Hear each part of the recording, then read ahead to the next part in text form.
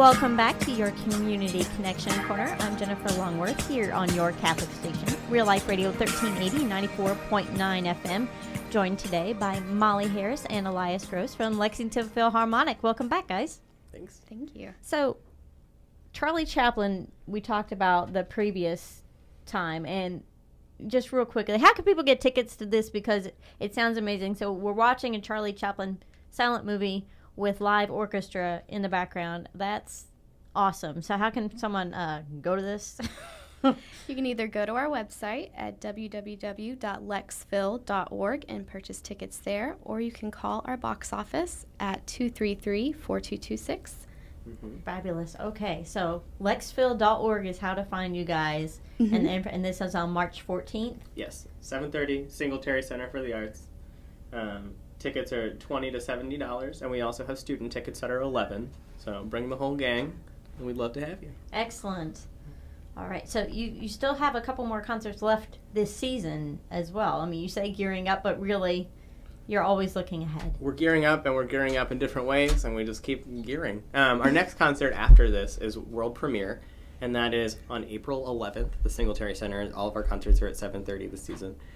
We're bringing in Adam Schoenberg, who we had at the beginning of the season. He's our Stakely Garbalinska composer in residence.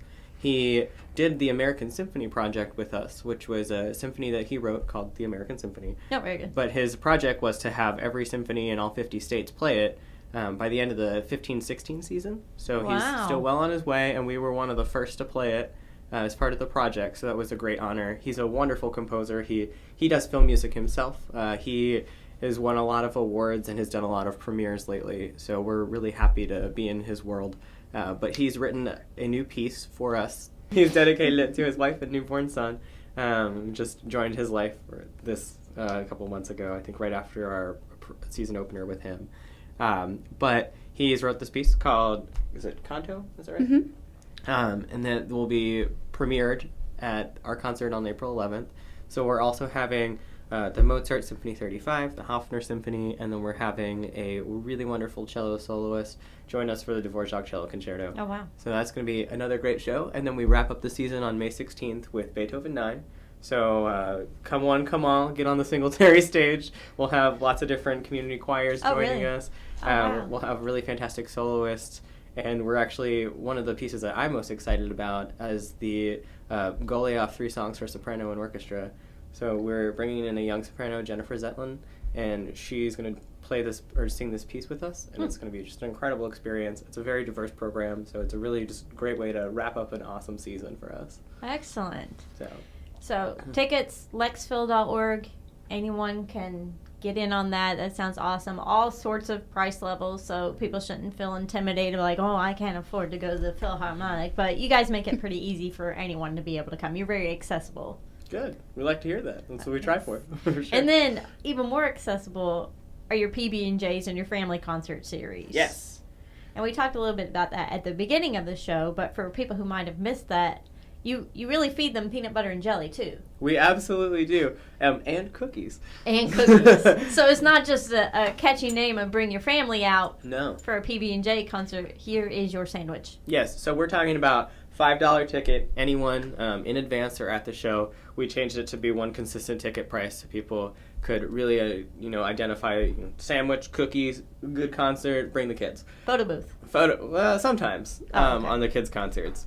We have been making a video, actually, with the same guys at Shooting Frenzy that we recorded at the last PB&J concert, but we'll be unveiling that masterpiece soon. Oh, fun. But, yeah, so we, like I said, we have the half-hour concert. This past one was a steel drum band, which was a blast. Wow. All the kids had a great time. And our next one is coming up on April 5th. It's going to be at 10 and 11 o'clock at the Carnegie Center, and then we're packing up the band and going to Winchester, and we'll be at the Leeds Center for the Arts. Oh, very good. So we take the opportunity about twice a season with our PB&J concerts to go to a different city outside of Lexington. We're excited to be at the Leeds Center. We were at the Gateway Center for the Arts earlier in the season. Yes. Where's that? In Mount Sterling. Oh, cool. Yeah. It was a beautiful space. Mm-hmm. And we've gone to the Community Arts Center in Danville. We've also been at the Cardome Center in Georgetown. So we like to tour the show. But like I said, we'll have a woodwind quintet for this next concert, which is always a great experience for the kids. we base it around a book. This next one is themed Music Builds Literacy. Music Build is our education theme that we're working with. So we're building literacy. Obviously, we're at the Carnegie Center, so that makes a lot of sense. Okay. But it's a great time because we read the book with the kids, and then there are interspersed musical examples, and then we'll play pieces. And one of our favorite books to use is I Know a Shy Fellow Who Swallowed a Cello. And we use two of the cellists from our orchestra who are fantastic with the kids. And they say, one of the lines in the book is like, I don't know why he swallowed a cello, maybe he'll bellow. And then the cellist will play it and it goes, and all the kids get a kick out of it. I operate the hand puppet, who's the shy fellow. Oh, hey, whatever. But yeah, it's a wonderful time. It's about an hour for your outing plans. Mm-hmm. And our concerts have been growing and growing. We saw about over 200 kids at the last run, 200 kids and their families. So yeah, it's a wonderful time, and it's a great flexible programming. Maybe you have a kid that you don't know if it's going to sit through a concert or not. Right. We have the kids on carpet squares, and they can wriggle around and shake their shaker eggs and just have a blast. So it's real interactive too. Absolutely. Sounds like. Yeah. Oh, how fun. There's no reason to expect a 4-year-old to sit quietly, No. So what's a target age, I guess, for your PB&J concerts then? We usually say 2 to 6. Okay. But we have, older siblings that come and still have a great time. We have babies that'll sit in laps that just kind of want to hear the music. Uh-huh. So, like I said, it doesn't bother us if the kid cries, if it gets squirmy, whatever you need to do. We would just love to have everybody there. Oh, that's great. Yeah. So then you have your family concert series, which is geared toward a little older crowd, or it's everybody, or...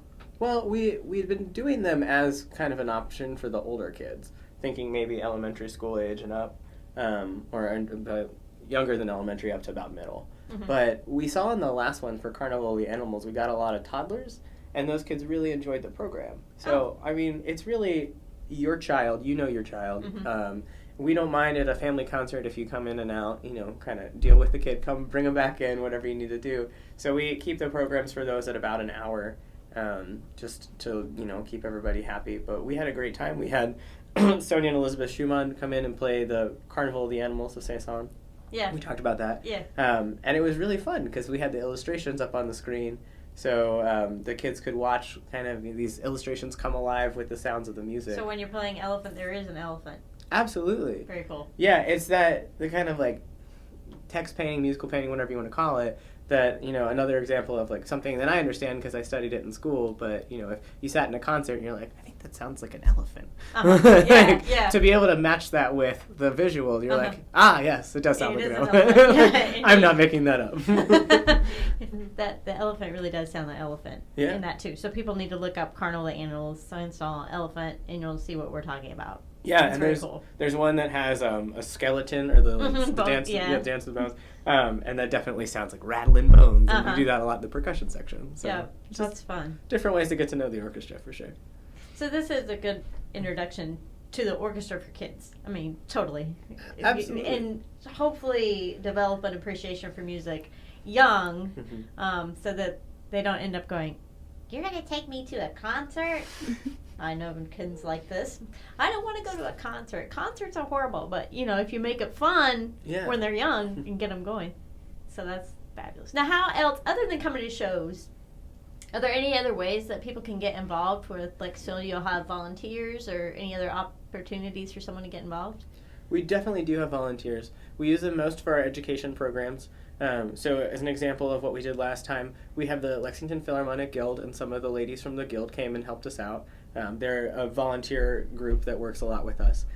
They came and they managed the shaker eggs. So we'll take beans, we'll put them in little eggs, and kids can use them as percussion to just be in the rhythm along with the show, which is a great way to stay engaged. Yeah. So they helped us out, make sure that the kids get those. We put our little Lexo label over them, hand them out.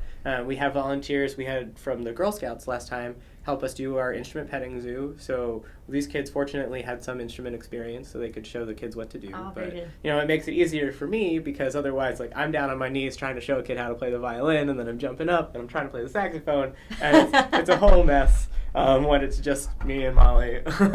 Mollie's taking pictures of the whole thing. So we love to have as many volunteers for that as we can. We had, like I said, it's a great opportunity. We had the whole Girl Scout troop from a colleague of ours, and so she brought, 7, 8 girls, and they were wonderful. They had a blast. They jumped in our video, too, so we'll see those 2 later. But yeah, and if you want to volunteer for Lexville concerts, people go through the Singletary Center to be volunteer ushers, and you can specify working at our shows. We can always take help in the office as volunteers go. If you want to kind of get to know arts administration, if you want to know what it's like to market a concert, I'd be happy to tell you, show you. So I'm frantically meeting deadlines, designing billboards, and calling you. But yeah, so there are plenty of ways to get plugged in, from going to concerts, volunteering with our kids, volunteering in the office, really anything. If you have a way that you would like to get to know the Lexington Philharmonic, we'd be happy to talk to you about it. And, when kids are like, well, how'd you get into radio? Well, I started volunteering. Yeah, absolutely. And that's a great way if you're interested in arts administration or anything, even if you're not in school for it, if that's something you're just curious about, this would be a great way to at least expose yourself and realize that, yes, this is for me, or not so much. Yeah. For younger folks, we have internships. Very cool. We just have a UK intern that has started this week. We work with the Fayette County Schools with their high school internship program, too. So we've gotten those kids, which is a lot of fun, because they're with us for 5 weeks, and they want to just kind of get a splash understanding of what it's like to work for an orchestra. So we do the best we can with as limited copying as possible. Yeah. Are they mostly musicians who do this, or just anybody who... I think one of them was, I don't know if the first girl was. I don't think so. I think she was just interested in what it would be like to be in an orchestra, not really have any outside knowledge. She was so much fun. She came to us and she said, I want to work for you guys. I want to then intern with a lawyer, and then a fire station, and then a judge, and then a cupcake place, because I love cupcakes. Excellent. So we're like, you're a woman who knows what she wants. Or, something.